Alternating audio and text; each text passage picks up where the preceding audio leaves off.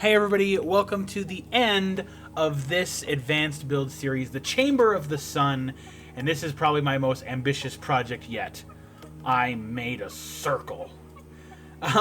So what I basically did here is I used knowledge that I got from playing years of Minecraft, and I counted the blocks on the sides, and then I essentially just cut out the corners.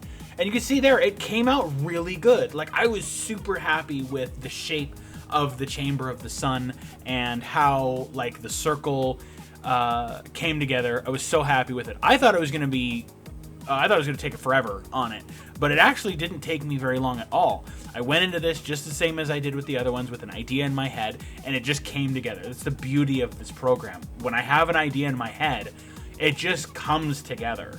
If I don't, like, let my brain wander when I'm building, it's so easy to just let this builds come together. And that really showed here with the Chamber of the Sun. I just copied the bottoms, I made them black, and then I had the spikes. And then here what I did with the actual platform of the Chamber of the Sun is incrementally I took the layers, each layer one at a time, and I just lowered the height just a little bit each time, so that it basically created this bowl shape. Looking back, I kind of wish I had made the curve deeper. Like, I wish I had kind of made the whole platform bigger and also higher, but I was still super happy with the way this came out. I really loved the Chamber of the Sun. It was probably my favorite build to date, and I really had a good time with this.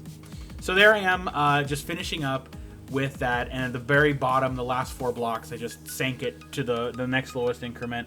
And yeah, and now that bottom part looks like it's resting on the spikes, which I thought was kind of a cool aesthetic. And then I just went ahead and I just took the blocks and I copied them so that it looked like the rest of the aesthetic of the temple. I did have to create a key block so that I could select all of them at once to make my life easier because I'm lazy. And there we go. There is the start of the Chamber of the Sun.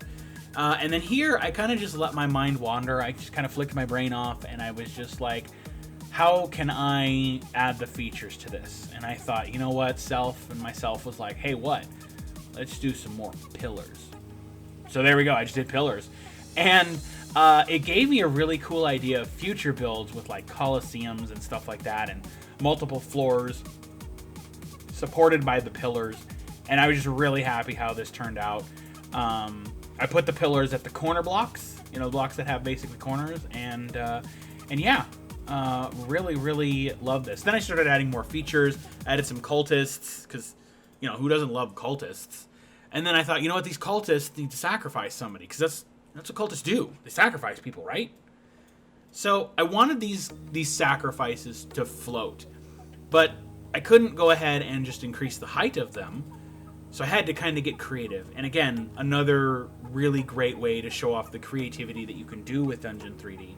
So I was like, well, how can I make them float? And I kind of just played with the idea of putting them on a block and just being like, hey, guys, you know, just pretend there's no block under them. But I was like, well, wait, I can still do this and make it less obvious. So you're going to see I placed a guy on top of a block and I raised the height. And I was like, okay, the guy will stay on the block, but if I delete the block, he floats to the ground. So I need to have a block there. So I put 4 blocks down, and then I raised them all the way to the maximum height, and then I just shrank the block as small as it would go. And they stood on the block, and that was perfect. And then I just put them all up there, and it looked like they were floating, and I was in love with it. I was so happy with it. In fact, I just added more cultists, because who doesn't need cultists? More cultists. That is the theme of this campaign, is more cultists. I wanted to go ahead and introduce the group's current big bad evil guy here. So I put a shadowy figure up there on one of the pillars to introduce after the boss fight, because that's what the Chamber of the Sun was. It was a boss fight. And yeah, like I said, I was super happy with the advanced Chamber of the Sun, you know. And here I'm just playing with boss ideas that I had but I didn't end up using. But yeah. So, guys, if you haven't already, please check out Dungeon 3D, available on Steam. Check out our various social medias linked down in the description box below. And remember, keep building. Bye, everybody.